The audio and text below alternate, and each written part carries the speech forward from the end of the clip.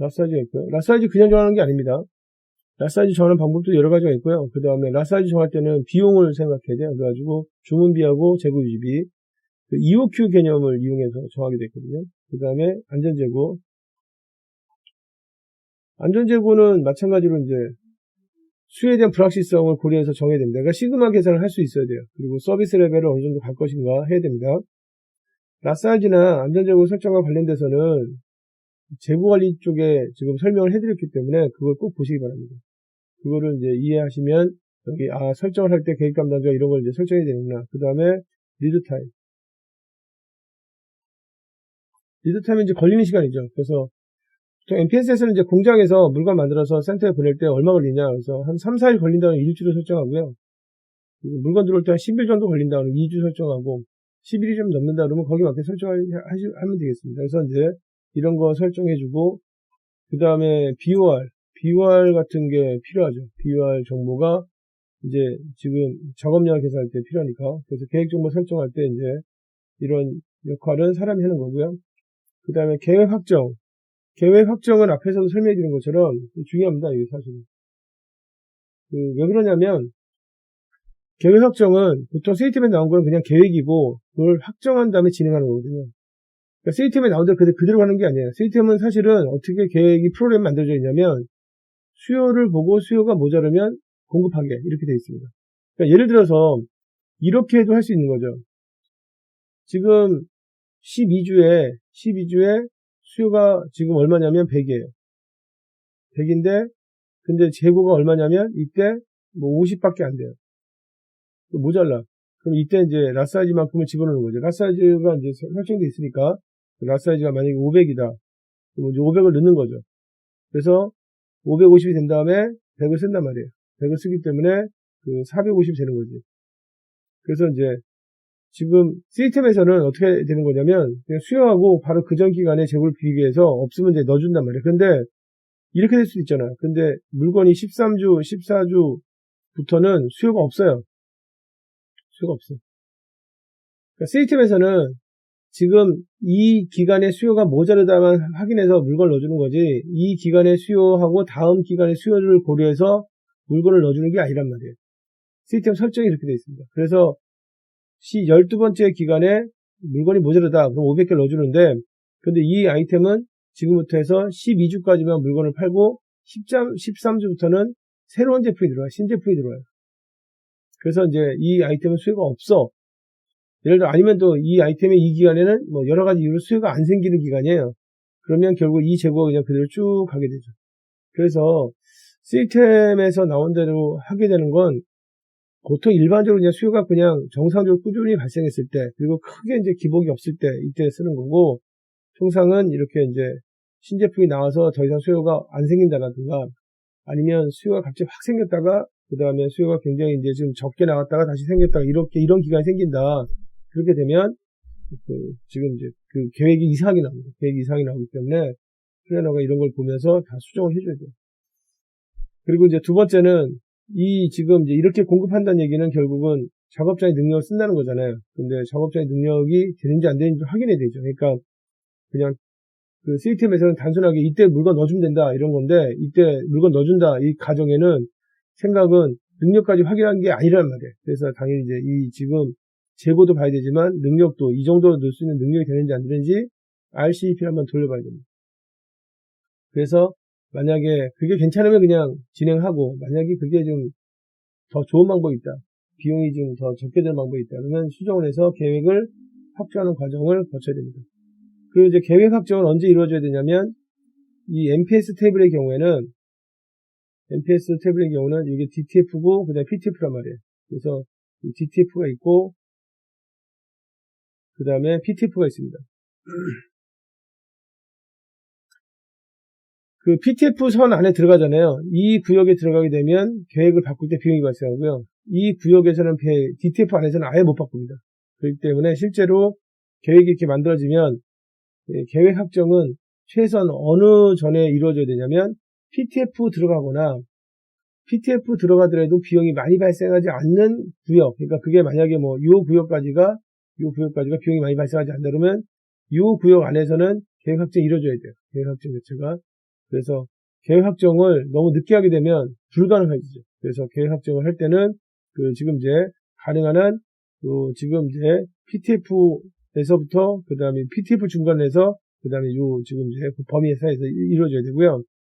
그 다음에 이런 얘기를 하면 또 지금 질문 중에 하나가 이 시스템을 잘 이해를 못해서 질문하는 건데, 아니 수요가 갑자기 확 들어오면 공급을 바꿀 수밖에 없지 않느냐 이런 오해를 하시는데, 이거는 지금 일부를 보시면 수요가 갑자기 확 들어오더라도 공급이 안 바뀐다는 걸 쉽게 아실 수 있습니다. 왜냐하면 수요는 결국 주문 정보를 통해서 들어오는 거잖아요. 주문 정보를 통해서 들어오는데 그 주문 정보가 갑자기 이번 주에 뭐 예상치 못하게 확 들어왔다든가, 그 다음에 아니면 두 번째 주에 갑자기 확 들어왔다든가, 이런 것들은 다 뭘로 처리가 되냐면 ATP를 적당하게 잘 이용하게 되면 다 해결돼요. MPS를 안 바꾸더라도 다 해결됩니다. 그러니까 당연히 수요 정보가 갑자기 들어와서 지금 MPS를 바꿔야 되지 않느냐 이런 건 지금 생각할 필요가 없어요. 수요 정보에 대한 처리는 별도로 처리합니다. ATP 정보를 가지고 처리하게 되어 있습니다. 근데 이렇게 되지 않으면 지금 이제 러시 오더는 어느 정도 다 커버가 됩니다. 예를 들어서 수요 측을 100이라고 했는데 실제 들어온 건 300이 들어왔어요. 이런 거 정도는 ATP로 다 충분히 커버가 돼요. 충분히 커버가 됩니다. 근데 예를 들어서 수요 측을 100이라고 했는데 근데 실제 수요는 어떻게 들어왔냐면 1000이 들어왔어요. 이런 것들은 ATP가 있어도 커버가 안 됩니다.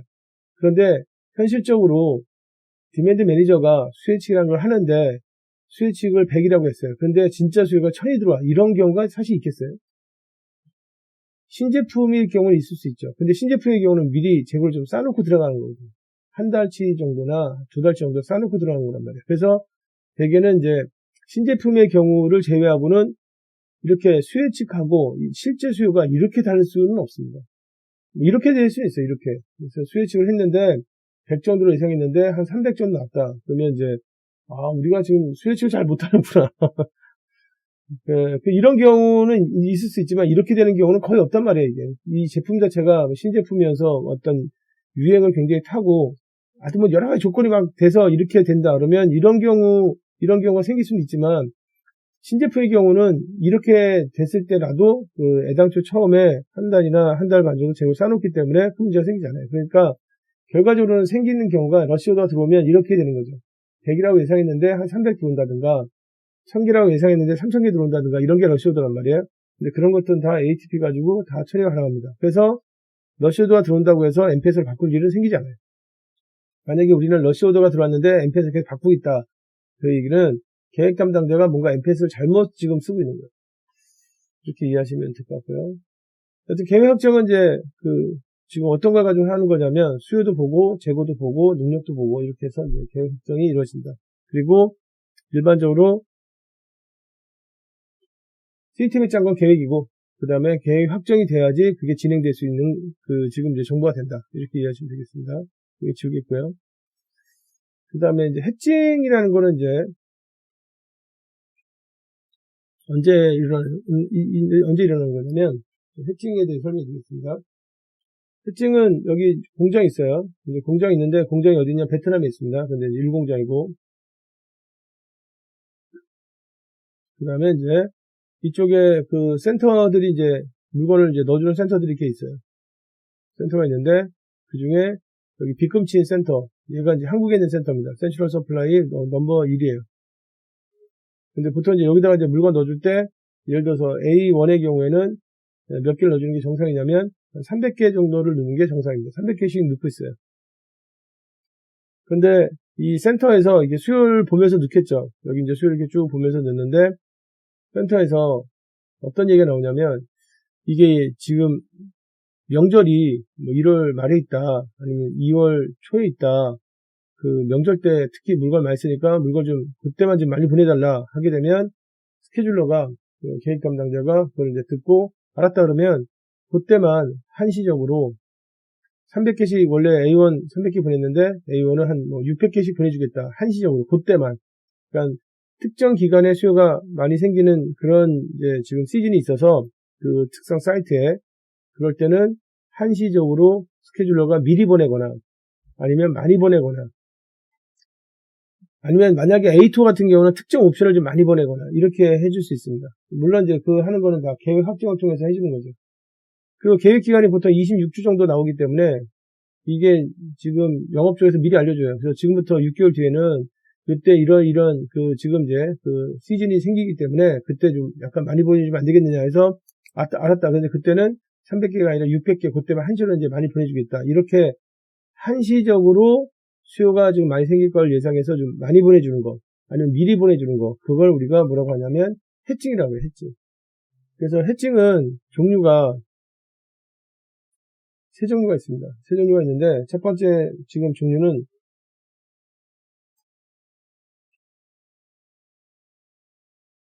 볼륨 해칭이라는 게 있습니다. 볼륨 해칭. 볼륨 해칭은 뭐냐면 좀 전에 말씀드린 것처럼 그 시즌 들어가기 전에 그러니까 뭐 한국 사이트에 그때가 뭐 명절이었어요. 명절이면 그 명절 되기 한두 주 전에 좀 많이 보내주는 거예요. 한시적으로.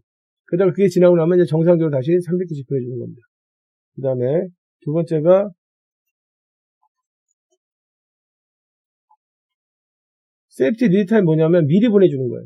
그래가지고 그때가 언제냐 그래서 그 기간이 뭐 예를 들어서 8월 뭐 셋째 주다 아니면 9월 뭐 둘째 주다 그러면 9월 둘째 주에 그때 명절이라 수요가 많으니까 8월 말에 내가 지금 미리 많이 보내줄 테니까 그걸 써라. 그래서 미리 보내주는 겁니다. 그 다음에 세 번째가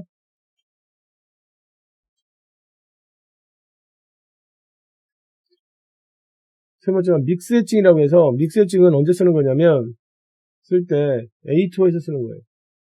A2에서. 그래서 영업 쪽에서 지금 새로 그 옵션이 이제 추가됐는데 그 옵션이 아무래도 관심이 좀 많다.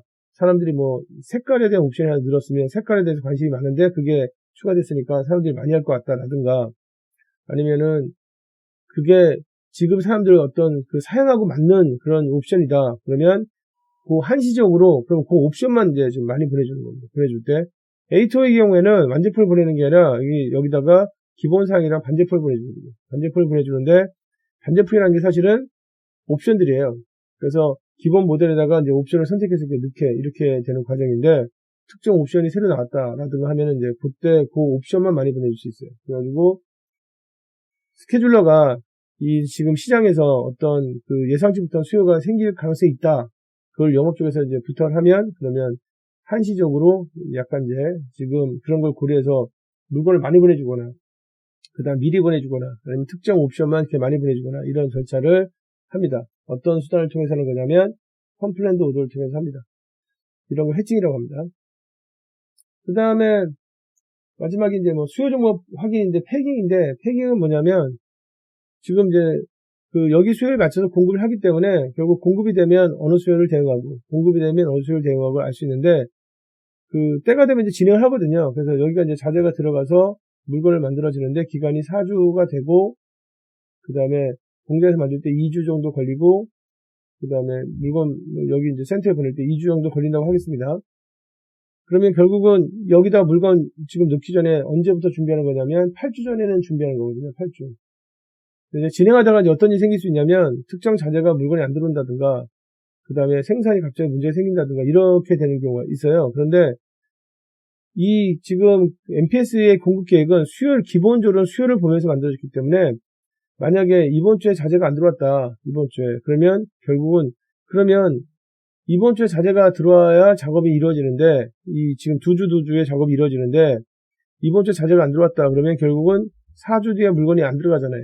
4주 뒤에 이쪽에 공급이 안 되잖아요. 그러면 이 4주 뒤에 공급이 안 되게 되면 이 4주를 공급을 받아서 그 다음에 예약을 잡은 수요가 있을 거 아니에요. 그 수요가 어떤 수요인지를 확인할 수 있습니다. 그래서 그 수요에 연락을 해서 그래서 이러이런 이유 때문에 지금 원활하게 잘 안 될 것 같다. 그래서 주문을 취소하든가 아니면 다른 아이템으로 이제 좀 바꾸면 어떻게 됐냐 라든가 아니면은 여기서 문제가 되면 다른 센터 쪽에서 지금 여유 물량이 있는지를 확인한다든가 이렇게 해서 지금 공급에 문제가 생기면 그러니까 이 폐기라는 건 사실은 언제 하는 거냐면 공급에 문제가 생겼다는 겁니다. 그래서 공급에 문제가 생기면은 자연스럽게 이 공급에 문제가 생기면 어떤 수요가 영향을 받는지 그러니까 4주 차에 물건이 못 들어가게 되면 4주, 5주, 6주에 주문받았던 게 그 4주차 받은 걸로 처리가 되는데 4주차 안 들어가니까 그러면 4주, 5주, 6주에 주문받은 게 영향을 받을 거 아니에요. 그래서 어떤 주문이 영향을 받는지 확인해서 조정해주는 과정.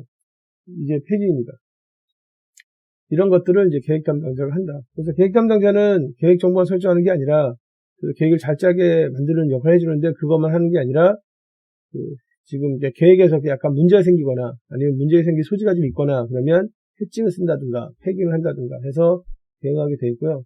그리고 이제 아무래도 이제 그 계획 정보 설정한 다음에 정말 중요한 의사결정은 계획 확정이죠. 왜냐면 계획 확정을 하면서 재고도 보고 그 다음에 능력도 보고 하게 돼 있으니까 수행만 단순하게 보는 게 아니라 그래서 좋은 계획이 나올 수 있게 해주는 거죠. 계획 담당자 역할에 대해서 지금 간단하게 다시 한번 설명해 드렸고 그 다음에 슬라이드 한번 볼까요? 정의 한번 볼까요? 계획 확정인데요. 계획 확정은 여기 이제 뭐 계획 담당자가 갖는 중요한 책임, 가장 중요한 책임. 이 계획 확정이다. 그 시스템에서 초안을 만들게 되면 이제 여기 이제 초안이라는 단어가 있죠. 계획의 초안을 만들게 되면 그러면 이제 그거를 한번 살펴본 다음에 그 다음에 확정한다. 확정하는 과정에서 수량이나 시점이 수정될 수도 있다. 그런데 이제 세 가지 본다고 했습니다. 세 가지를 보는데 첫 번째가 수요를 만족하느냐. 그 수요를 만족하느냐 이거를 이제 영어로 얘기하면 뭐라고 얘기하는 거냐면 그 커스터머 서비스를 달성하느냐.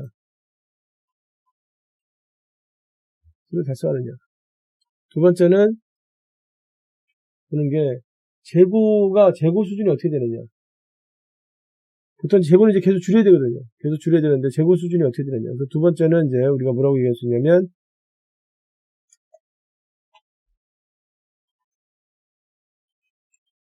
재고에 대한 투자 수준이 어떻게 되느냐. 그 재고에 대한 투자 수준은 재고 회전율 같은 걸 나타납니다. 그 다음에 세 번째가 이제 생산 작업의 경우에 작업자 능력을 고려했느냐. 작업자의 능력을 고려했느냐. 작업자 능력. 그래서 작업자 능력은 뭐 두 가지를 표현하는데 작업자 능력에 대해서 얘기할 때는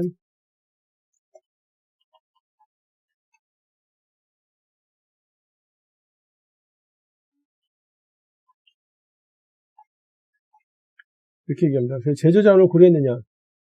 제조자원을 고려해서 만들었느냐. 또는 능력의 한계를 고려했느냐. 이렇게 이제 보게 돼 있어요. 실제로 이제 지금 어떤 걸 가지고 보는 거냐면 여기 수요 정보를 만족했느냐, 수요 정보를 만족해서 만들어졌느냐 이건 볼 필요가 없어요. 왜냐하면 그냥 MPS에서 하는 대로만 하면 됩니다. 그런데 재고는 뭘 가지고 보는 거냐면 재고는 PAB를 보면 돼요. PAB 값을 보면은 지금 이렇게 공급하게 되면 PAB가 예상되는 재고가 이렇게 되는구나. 그래서 이게 좀 적당하다 그러면 그냥 가는 거고 너무 많다 그러면 수정을 해줘야 되는 거죠. 그 다음에 작업자의 능력은 뭘 봐야 되는 거냐면 RCCP를 가지고 봐야 되죠. 그러니까 결국은 RCCP가 끝나고 나면 계획 확정을 할 수 있어요. 우선 PAB 보고 재고를 보고 이제 MPS 값을 조정하고 나서 그리고 이제 PP랑 다 맞춰봐야 되죠. 맞춰놓고 그 다음에 RCP를 돌려야 돼요. 돌려서 이렇게 하면 그냥 작업자 능력을 안정적으로 쓴다. 그러면 그냥 가는 거고 약간 조정해야겠다 그러면 조정을 하는 거고 그 다음에 뭐 이걸 잘라야겠다 하면 자르는 거고 그래서 RCP가 끝나고 나면 이제 계획 확정이 이루어지죠. 절차가. 자, 그렇게 돼 있고요. 확정이. 여기 예를 잠깐 들어볼까요? 계획을 한번 짜면서 예를 들는 게 좀 좋을 것 같아가지고 한번 짜보도록 하겠습니다. 우선은 지금 보시면은 아이템은 A2고요. 그 다음에 공장이 있겠고, 그 다음에 공장에서 이제 지금 어디다 보내는 거냐면, 뭐, 공급지 이래다 주는 거고요. 그 다음에 보유재고량은 현재 130개, 130개가 있고, 그 다음에 이게 입고량은 300개, 300개 들어간 겁니다. 리드타임이 2주고, 안전적은 이제 2개고, 20개, 2개가 아니라 20개고, 그 다음에 디맨드 타임 펜스하고, 그 다음에 플레인 타임 펜스는 이제 2주하고 8주입니다. 손이 다 들어가 있고요. 그 계획을 짜면 우선은 이제 빨간색 안에서 이렇게 치우죠. 무조건 치우고. 그 다음에 이제 그래서 첫 번째 기한수를 70, 두 번째는 35. 그 다음에 세 번째, 그러니까 빨간색 밖에서는 예측치하고 그 다음에 주문을 비교해서 주문이 큰 경우만 예측치 지운다 그랬어요. 근데 그런 경우가 없네요. 그래서 이제 여기 이제 150, 100, 그 다음에 50, 150, 25, 100, 100, 150 이렇게 이제 만들어지죠. 그리고 이제 여기서부터 수요가 없습니다. 여기서부터는 수요가 없어요. 왜 그러냐면 A2는 지금부터 10주까지만 시장에다 내다 팔 거고 11주부터는 신제품이 나와요. 그래서 수요가 없는 거예요. 그렇겠죠. 이 계획 기간이 26주고 그 26주 안에 수요가 다 찰 수도 있지만 어떤 아이템은 변경된다. 그러면 그 26주 중에 일부만 찰 수 있죠. 처음엔 다 차 있겠지. 차 있다가 나중에 쭉 돼서 변경되기 이제 26주 남았다. 그러면 이제 26주만 찰 거고, 변경되기 25주 남았다. 그러면 25주만 차고, 나머지는 안 차겠죠. 근데 얘는 이제 변경되기가 10주까지만 이제 쓰고, 그 다음에 더 이상 이제 안 쓴다. 그러면 이제 11주부터는 수요가 안 들어오는 거죠. 그래서 계획을 한번 짜보겠습니다. 모자르면 이제 이렇게 넣는 거예요. 그래서 지금 짜는 거는 이제 컴퓨터가 짜는 거예요. 처음에 60이 남을 거고, 그 다음에 25가 남을 거고, 세 번째 주에 150개 나가는 거 모자르죠. 그래서 300개가 들어갈 거고, 그러면 이제 여기가 175개가 될 거고, 100개 빠지면 75, 그 다음에 50개 빠지면 25,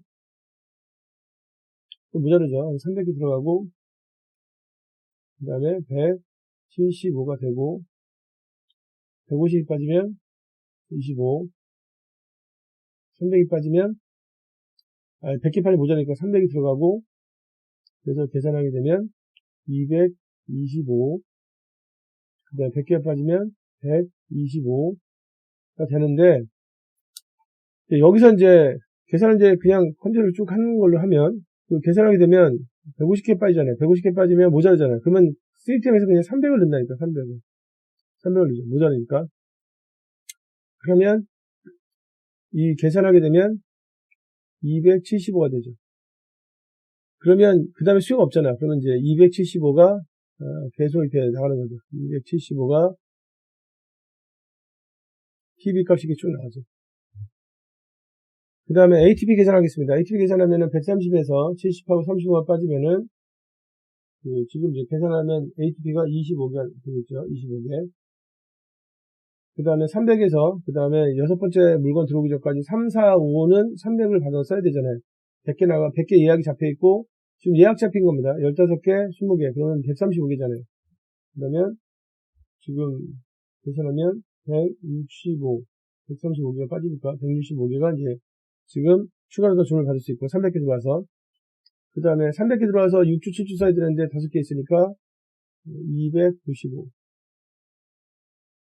그리고 나머지 이제 예약이 없죠. 300 그다음 여기도 300이죠. 300 이렇게 되는데 이제 ATP 정보야 뭐 이런 식으로 이제 계산하면 되겠습니다.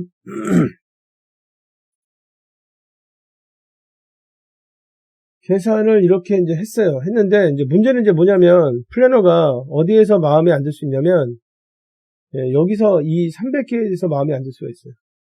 300개에서 시스템을 이렇게 계산했는데 플래너 입장에서는 아니 이거를 지금 이렇게 넣게 되면 나중에 안 쓰는데 계속 가져가게 되잖아요. 그러면 가져가게 되면 이게 악성 제어될 가능성이 많잖아요. 그러면 이렇게 시스템에서 이렇게 계산했어도 플래너가 들어가서 지워버립니다. 여기 다 지워버려요.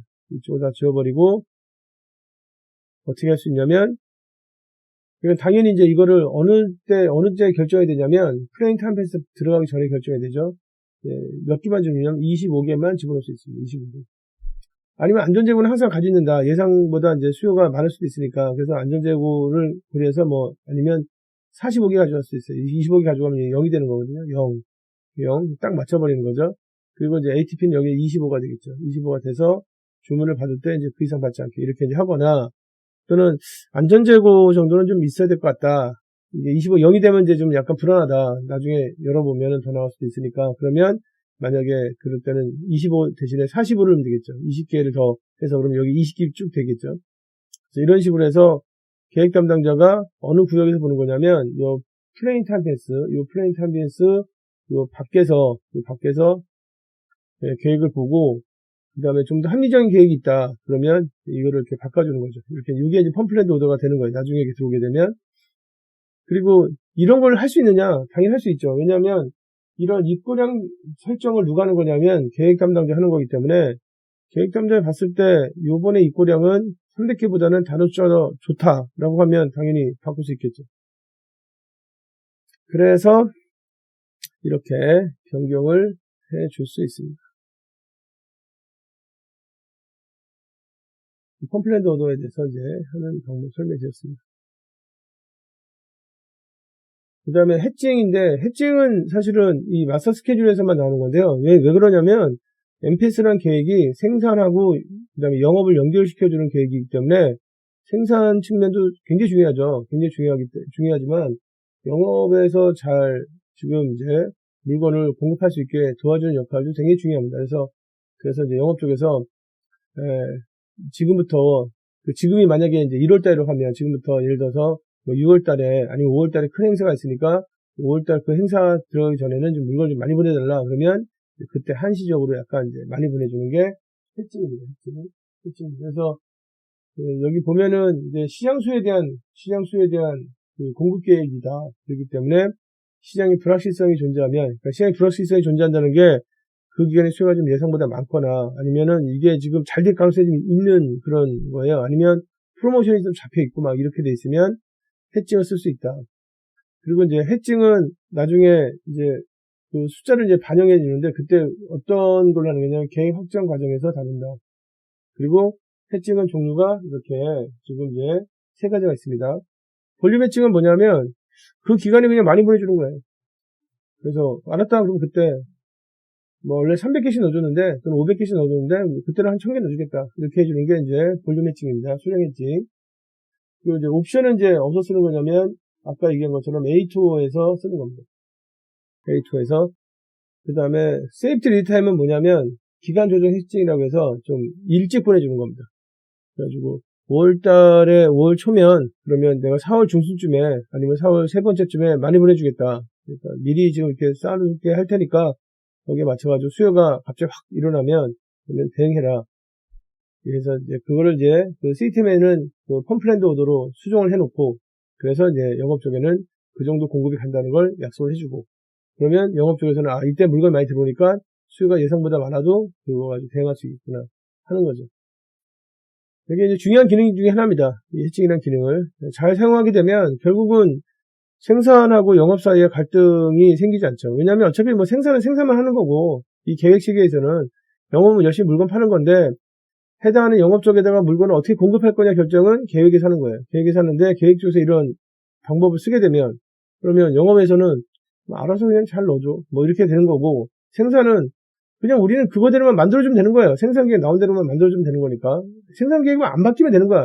지금 생산 쪽에서는 구매나 생산에서는 바라는 게 뭐냐면 자기네 캐파대로 그냥 꾸준하게 변경 없이 가는 걸 원하는 거예요. 근데 그런 것들을 이제 해주면 되는 거죠. 계획에서. 영업에서야 뭐 지금 물건 팔려고 하는데 물건만 있게 하면 되는 거거든. 근데 그런 것들을 해주는 게 이제 지금 MPS에서 이런 해칭 같은 기능이 있습니다. 그래서 이런 걸 이용하게 되면 영업이나 생산이나 뭐 자기 역할 하면서 큰 물건이 없게 이렇게 만들어주는 거죠. 해칭이 있었고요. 그 다음에 패깅은 이제 수요 정보 확인인데, 지금 패깅은 잠깐 정의 볼까요? 패깅이란 정의는 이제 수요 정보 확인하는 뜻이에요, 원래. 근데 지금 우리나라 말로 하는데, 패깅. 주로 이제 언제 하는 거냐면, 패깅을 하는 경우는 이제 공급에 차질이 생겼을 때, 공급에 차질이 생기는 경우가 지금 사실은 자주 있습니다. 어쩔 수 없이. 해외에서 들어오는 경우는 날씨가 영향을 받아서 자재가 안 들어올 수도 있고, 미국에서 뭐 날씨가 갑자기 너무 추워졌다라든가 아니면은 미국에서도 그런 일이 생길 수 있잖아요. 노조하고 사용자하고 그런 뭐 임률에 영향을 미치는 그 요금 같은 게 타결이 안 돼가지고 그래서 파업을 하기로 했다. 그러면 일주 정도 이렇게 파업을 하잖아요. 그러면 이제 일주 늦어지는 거거든요. 그래서 공급에 차질이 생기는 경우들은 여러 가지가 있습니다. 설비가 퍼지거나 품질 문제가 생기거나 그러면 이제 노상 생기는 거지, 노상. 그 다음에 이제 공급자에서 문제가 생기거나, 뭐, 공급자에서 품질 문제가 생기거나, 이렇게 된단 말이에요. 그러면 이제 그 공급 차질이 생기면 어떤 고객의 주문이 영향을 받는지를 확인하는 것이 패깅이 되겠습니다. 왜냐? 어차피 계획을 짤 때는 기본 원칙이 뭐냐면 수요를 보면서 짰기 때문에 이때 이 물건이 이 사이트에 들어가게 되면 그러면 어느 고객의 수요로 처리된다. 이게 서로 연결되어 있거든요. 그러니까 기본적으로는 이 계획 체계는 다 뭘로 되어 있냐면 수요에 맞춰서 공급이 연결된 형태. 이거를 이제 지금 뭐라고 하는 거냐면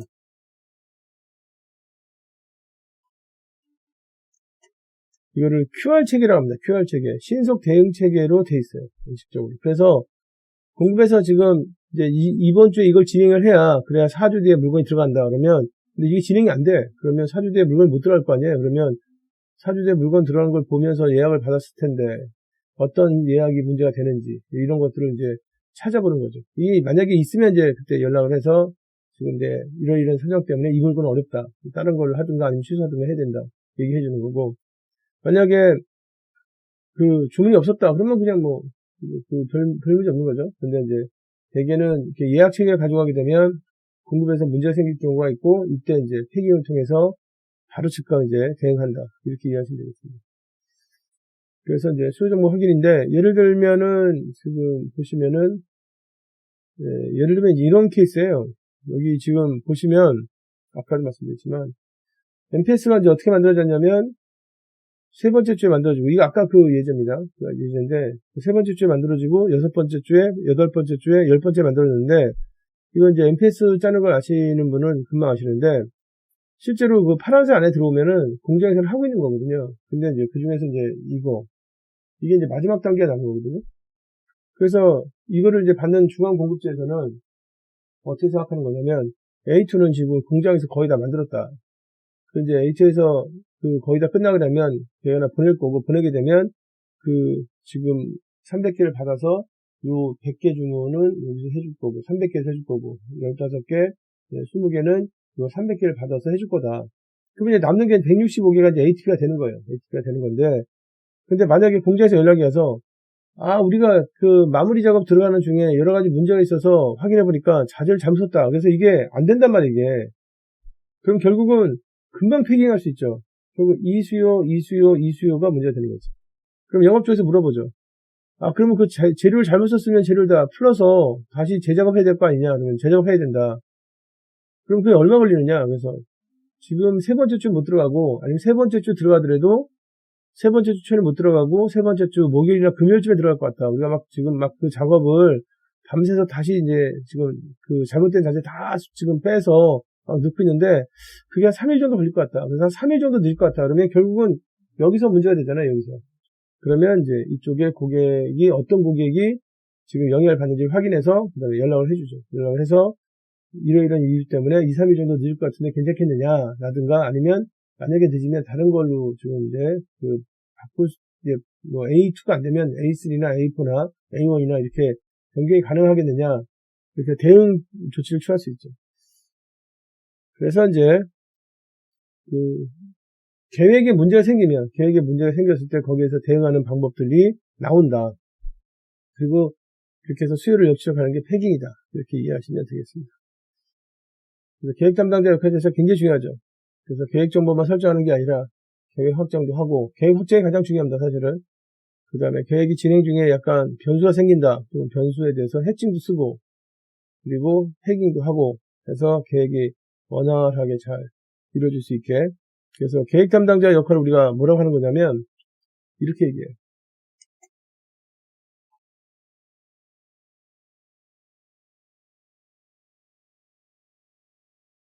계획 담당자 역할을 이렇게 부릅니다. 계획을 잘 지킬 수 있게 해주는, 이게 굉장히 중요하거든요. 계획을 짜는 건 사실 이렇게 어렵지 않습니다. 계획을 짜는 게 어렵지 않고, 계획을 지키는 게 어렵죠. 근데 계획을 지키게 만들어주는 역할을 해주는 게 누구의 역할이냐면 계획 담당자의 역할이 되겠습니다.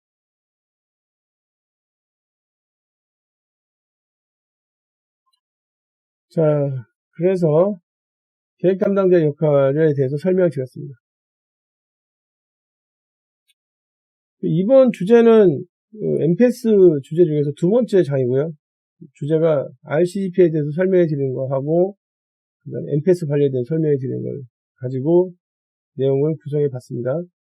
RCGP는 시뮬레이션이고요.